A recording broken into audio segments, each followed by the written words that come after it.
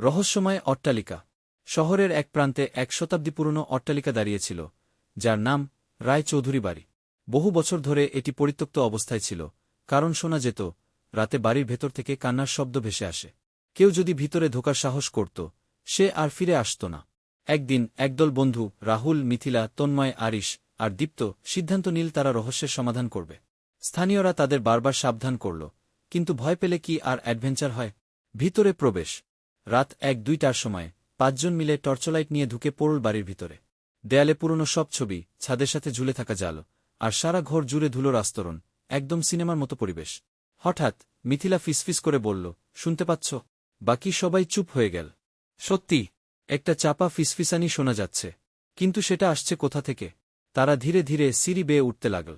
হঠাৎ পেছন থেকে দীপ্ত চিৎকার করে উঠল, আমার কাঁধে কেউ হাত দিল। কিন্তু পেছনে কেউ নেই। দীপ্তের মুখ ফ্যাকাশে হয়ে গেছে। এদিকে রাহুল একটি পুরনো দরজা ঠেলে খুলে ফেলল। দরজার ওপাশে একটি ধুলোমাখা আয়না। আয়নার সামনে দাঁড়াতেই তার প্রতিচ্ছবি বিকৃত হয়ে গেল।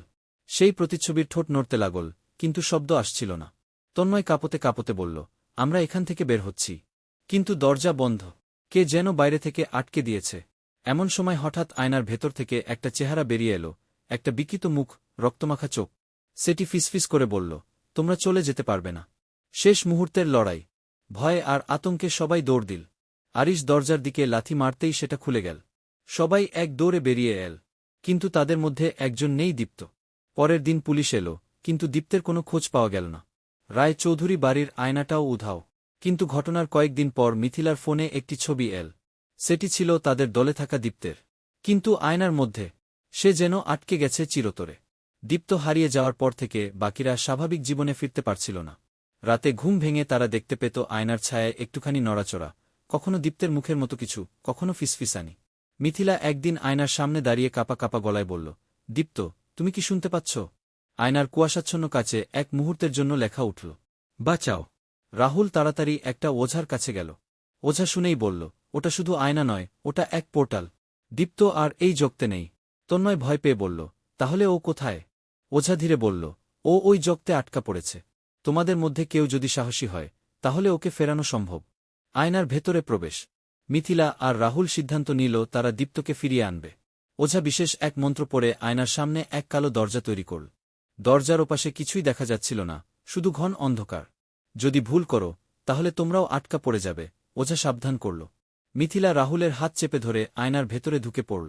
ভেতরে ঢুকতেই চারদিক ঘন কুয়াশায় ঢাকা একটা অদ্ভুত দুনিয়ায় পৌঁছাল তারা। আকাশ কালো, গাছগুলো পচা, বাতাস ভারী আর শ্বাসরুদ্ধকর। দূর থেকে ভেসে এল এক চেনা গলার আওয়াজ, তোমরা এসেছ। দীপ্ত একটা ভগ্নোৎসা ঘরের ভেতর বন্দী, কিন্তু তার পাশে দাঁড়িয়ে আছে এক বিভীষিকাময় ছায়ামূর্তি। লম্বা, বিকৃত মুখ, গা থেকে কালো ধোঁয়া বের হচ্ছে। ছায়াটি হেসে বলল, তোমরা দীপ্তকে চাইছ? তাহলে বদলে কিছু দিতে হবে। রাহুল সাহস করে জিজ্ঞেস করল, কি চাই তোমার? ছায়ামূর্তি আস্তে আস্তে মিথিলার দিকে তাকিয়ে বলল। সবাই হতবাক। দীপ্তকে ফেরাতে হলে তাদের মধ্যে একজনকে এই জগতে থেকে যেতে হবে। মিথিলা কিছু বলার আগেই হঠাৎ রাহুল দীপ্তকে টেনে নিয়ে ছুটতে শুরু করল। ছায়ামূর্তিটি চিৎকার করে উঠল, চারপাশে কালো ধোঁয়া ছড়িয়ে গেল। আয়নার দরজাটা দূরে দেখা যাচ্ছে, কিন্তু সেটাও আস্তে আস্তে বন্ধ হয়ে যাচ্ছে। তিনজন একসঙ্গে দৌড়ে আয়নার দিকে ঝাঁপিয়ে পড়ল। তারপর তারা কি ফিরে আসতে পেরেছে, নাকি কারো জন্য দরজা চিরতরে বন্ধ হয়ে গেছে?